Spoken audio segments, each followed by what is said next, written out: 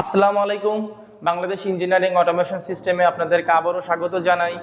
আমি Bangladesh engineering automation সিস্টেমের automation ল্যাবে অবস্থান করছি। আমাদের কিছু রেডি প্রজেক্ট আছে, আমি সেই রেডি প্রজেক্টগুলো আপনাদেরকে দেখাতে চাই। ভিডিওটি না টেনে সম্পূর্ণ ভিডিওটি দেখবেন। তো চলুন আমাদের রেডি প্রজেক্টগুলো দেখে নিই।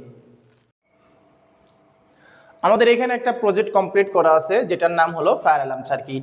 4টা রিলের মাধ্যমে 4টা অ্যালার্ম সংযোগ দেওয়া হয়েছে এবং 4টা সুইচ ব্যবহার করা হয়েছে।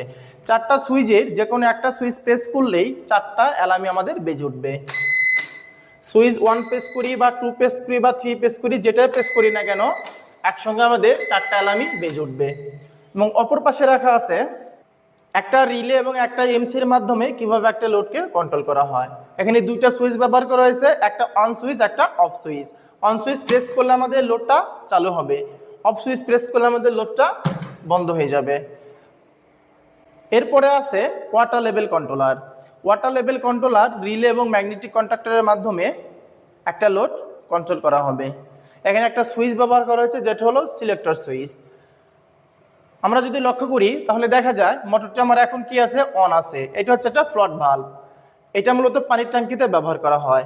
যখন ট্যাঙ্কিতে পানি ফুল থাকে তখন ফ্লট ভালভটা আস্তে আস্তে উপরে ওঠে।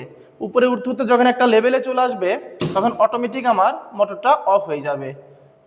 আপনারা লক্ষ্য করলে দেখতে পারবেন মোটর অনটা বন্ধ হয়ে মোটর অফটা চালু হয়ে গেছে। যখন আবার ট্যাঙ্কির পানি ব্যবহার করার কারণে কমতে থাকবে তখন আস্তে আস্তে ফ্লট ভালভটাও নিচের দিকে চলে আসবে। নিচের দিকে নামতে নামতে একটা লেভেলে আসার পরে সঙ্গে সঙ্গে আমার কি হবে, মোটরটা অন হয়ে যাবে।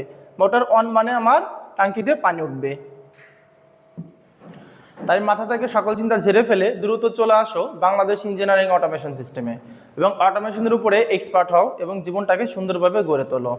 আমাদের লোকেশন গাজীপুর ডুয়েট। ধন্যবাদ সবাইকে।